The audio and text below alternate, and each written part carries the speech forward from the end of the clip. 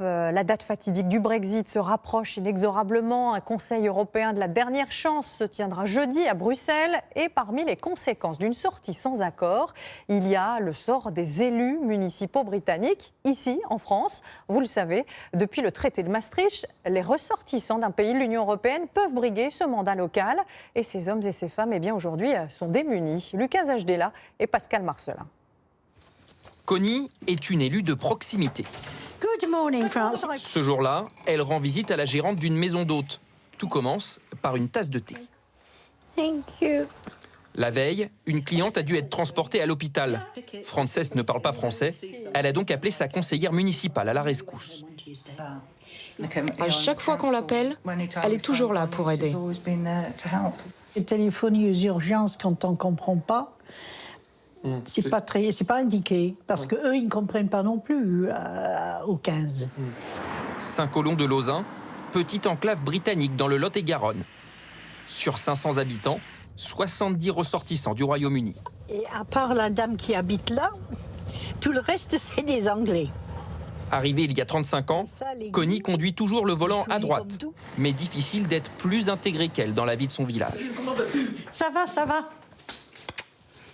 J'ai un rendez-vous à 11h moins quart. Le bureau est à toi. Alors, merci. Élue depuis 5 ans au conseil municipal, elle sert d'adjointe au maire pour les ressortissants britanniques. You want a carte de séjour? Cette dame s'interroge. Faut-il demander une carte de séjour pour rester en France?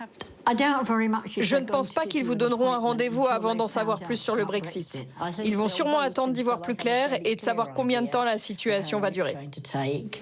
Beaucoup d'interrogations, mais une certitude. Pour être élu, il faut être citoyen de l'Union européenne. Après le Brexit, Connie pourra finir son mandat, mais elle devra ensuite quitter la mairie. Quand on a quelqu'un qui a la personnalité de Connie, ça va elle-même peut-être se sentir un peu exclue. Elle est irremplaçable. Alors de toute façon, on n'en fera pas deux comme ça. Comme Connie, ils sont 900 Britanniques à être élus dans nos mairies. Brian est conseiller municipal à Mougins. Ancien directeur de l'école internationale, il est en charge de l'éducation et du sport. Je suis le représentant maire, il n'est pas là ce soir malheureusement, donc je le remplace. Retraité depuis cet été, il consacre de plus en plus de temps à sa commune.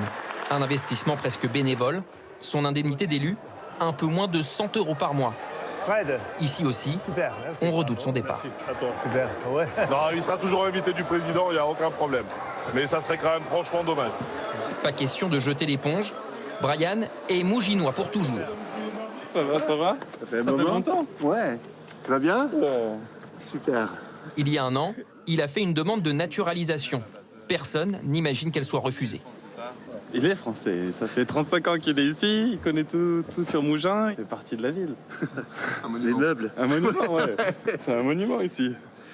Si la procédure aboutit avant les municipales, il pourra se représenter et même obtenir de nouvelles compétences. Là, c'est la salle de mariage. En fait, moi, je ne peux pas le faire parce qu'en tant que Britannique, même si je suis élu, je n'ai pas le droit de faire les mariages ici en France. Avec la nationalité, quand ça arrive, problème réglé. J'espère. Après 35 ans passés en France, ce sujet de Sa Majesté deviendra alors un élu de la République à part entière.